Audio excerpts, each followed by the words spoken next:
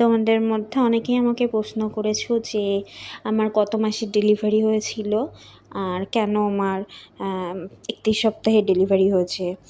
তো সেটাই আজ আমি তোমাদের সাথে শেয়ার করছি। তো আমার যেহেতু আগে থাকতে একটা রোগ ছিল, মানে এসএলই বা লুপাস নামক একটি রোগ ছিল আমার আগে থাকতে।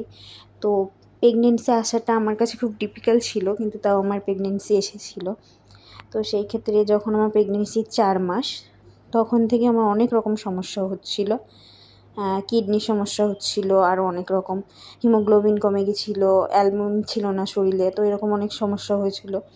আর এছাড়া অনেক সমস্যার কারণে ডাক্তার আমাকে সাজেস্ট করেছিল তখন যাতে আমি অ্যাবর্শন করে ফেলি। তখন হিবা আমার পেটে 4 মাসের প্রেগনেন্সি চলছিল তখন আমার। তো আমি অনেক প্রাইভেট হসপিটাল, মানে কলকাতার বুকে যতগুলো প্রাইভেট হসপিটাল আছে, যতগুলো মানে আমার আশেপাশে যতগুলো চেম্বার ছিল বা সরকারি হসপিটাল ছিল, আমি সব জায়গাতেই গেছিলাম। আর সব ডক্টররা আমাকে এটাই সাজেস্ট করেছিল অ্যাবর্শন করার জন্য।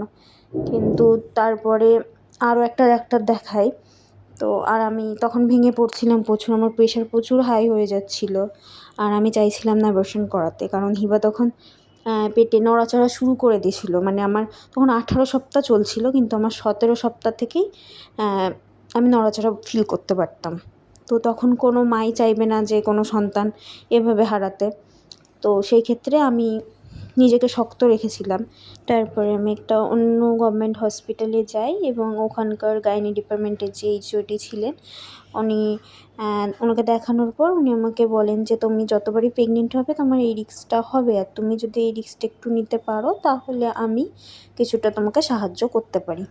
তারপরে তখন থেকে আমি ওখানে দেখাচ্ছিলাম। তারপরে যখন আমার প্রেগনেন্সির 24 সপ্তাহ, তখন আমাকে আবার হসপিটালে অ্যাডমিট হতে হয় এবং 10 দিন এসডিওতে রেখেছিল আমাকে। তারপরে আমি যখন একটু সুস্থ হয়েছিলাম তখন আমাকে বাড়ি এসেছিলাম। তো বাড়ি আসার পর আমার যখন আবার 31 সপ্তাহ চলছিল, তখন আমি ইউএসজি করে যখন যাই, তখন রিপোর্ট দেখে এবং আমার হেলথ ইস্যু আরও খারাপ হয়ে যাচ্ছিলো। তো সেই দিনই ওরা ডিসাইড করলো যে আমাকে ভর্তি করতে হবে। তো ভর্তি করলো। তারপরে ভর্তি করার পর ওরা সবাই মিলে ডিসিশান নিল যে আজকে রাতেই ওটি করতে হবে।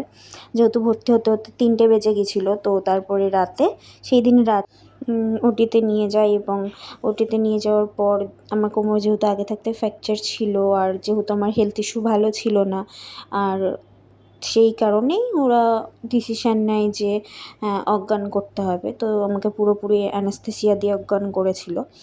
তারপরে আমার বেবি হয় এবং বেবি হওয়ার পর বেবির হেলথ ইস্যু খুব খারাপ ছিল। তো তখন ওকে অক্সিজেন মাস্ক লাগিয়ে তাড়াতাড়ি করে এনআইসিইউতে নিয়ে যাওয়া হয় এবং 72 ঘন্টা টাইম দেওয়া হয়। 72 ঘন্টা পর্যন্ত আমি আমার বেবির কোনো খোঁজ পাইনি। তারপর 72 ঘন্টা যাওয়ার পর আস্তে আস্তে হিবা অনেক রিকভারি করে এবং এখনও পর্যন্ত সুস্থ আছে। আর হিবার এসএনসিইউতে থাকাকালীন কী প্রবলেম হয়েছিল বা আমার এসএনসিইউর অভিজ্ঞতা কেমন ছিল আমি তোমাদের পরের ভিডিওতে জানিয়ে দেব। আশা করছি সবাই পাশে থাকবে।